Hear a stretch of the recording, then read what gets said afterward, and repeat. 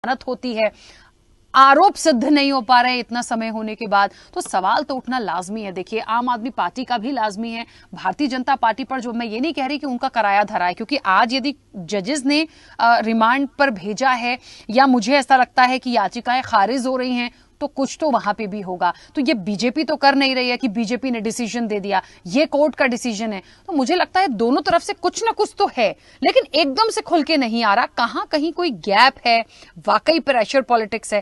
किस नजरिए से देख रहे हैं इस वक्त इन चीजों को? बात करते हैं पहले अरविंद केजरीवाल की गिरफ्तारी से, फिर हम आएंगे शराब घोटाले पे।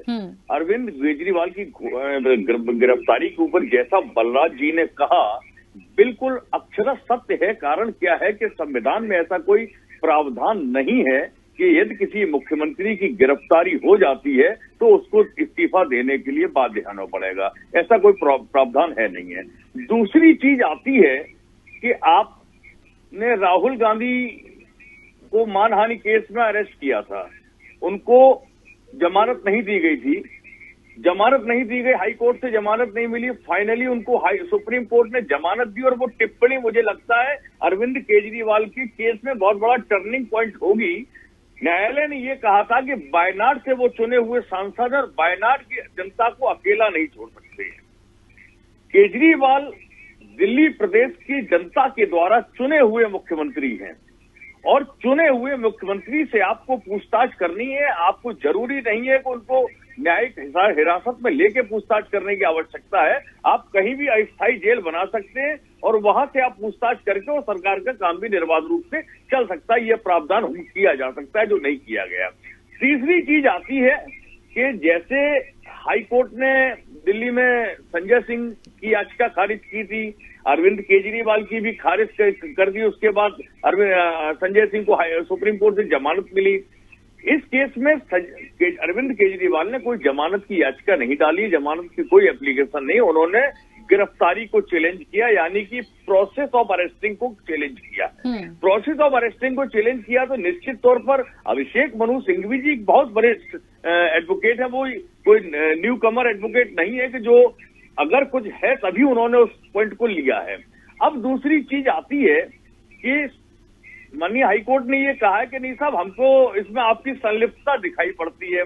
सवाल इस बात का है कि इस केस के अंदर अभी प्राइम एक्यूज तय नहीं है, कोई एक्यूज तय नहीं है, चार्जशीट फाइल नहीं हुई है, इनिशियल स्टेज में जांच चल रही है, इंटेरोगेशन चल रहा है और दो ऐसे एविडेंस, ऐसे गवाह जिनको हॉस्टाइल किया गया है, जिन पर दबाव बनाया गया, दबाव बनाने के बाद उन्होंने पैसा दिया है भारतीय जनता पार्टी को और उसके बाद अब उनको अपना सिक्योरिटी विटनेस बना दिया कि नहीं साहब ये सुरक्षित गवाह हैं हमारे, तो उनकी गवाही भी संदेह के दायरे में आती है।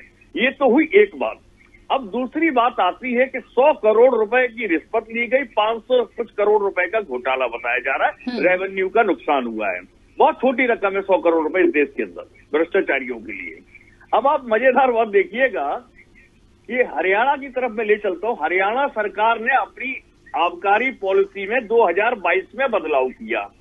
वहां विदेशों से आयातित शराब के ऊपर 10% का टैक्स हुआ करता था, ड्यूटी हुआ करती थी, उसको घटा के 3% कर दिया। 7% का सीधा रेवेन्यू लॉस अगर हुआ तो वो राज्य का हुआ। इसके ऊपर न मोदी जी बोल रहे हैं, न भारतीय जनता पार्टी का कोई नेता बोल रहा है, न कोई बोल रहा है। अरविंद केजरीवाल ने एक पॉलिसी बनाई और उस पॉलिसी के तहत लोगों को दुकानें आवंटित की गई। ये कहते हैं 500 कुछ करोड़ का घोटाला हुआ, जनता कहती है कि बहुत बड़ा फायदा हुआ है। और जिस रेट में शराब दिल्ली में बिक रही थी उस रेट में हरियाणा में आज भी बिक रही है।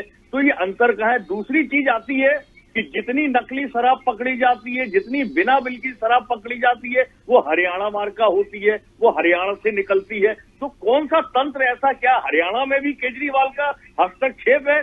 जिस तरीके से वहां की शराब पकड़ी जा रही है, ये अपने आप में एक राखी बड़ा विषय है। तीसरी चीज आती है कि ये 100 करोड़ का घोटाला बड़ा है या इलेक्ट्रोल बॉन्ड का घोटाला बड़ा है। तीसरी चीज और भी है, जो आपके एक नाम मैं ले रहा हूं जो कभी चर्चा में आता नहीं है टीवी डिबेट में, बबन पचपुते।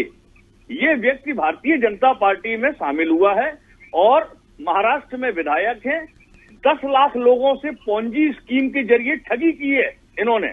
इनके खिलाफ ईडी की जांच चल रही थी। आज की तारीख में चैन से बैठे हैं, कहीं कोई जांच वांच नहीं चल रही है, भारतीय जनता पार्टी के झंडा लेकर आगे बढ़ रहे हैं। ये स्थितियां इस देश के अंदर हो गई हैं। आपका दामन जब तक पाक साफ नहीं है, और मोदी जी कहते हैं कि हमारी लड़ाई भ्रष्टाचार के खिलाफ है, भ्रष्टाचार पर हमारी जीरो टॉलरेंस है। जनता ये समझना चाहती है, हम लोग ये समझना चाहते हैं ये कैसी टॉलरेंस है।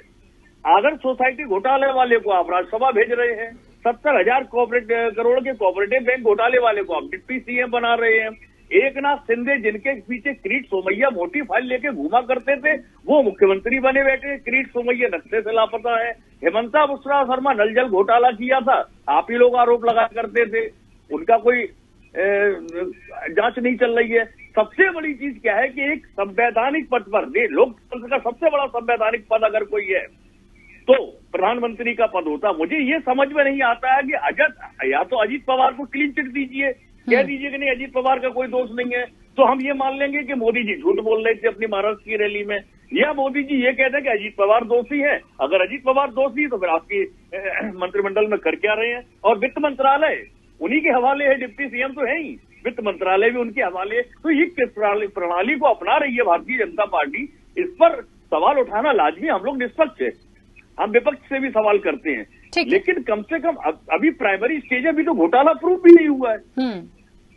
ठीक है बलराज जी, एक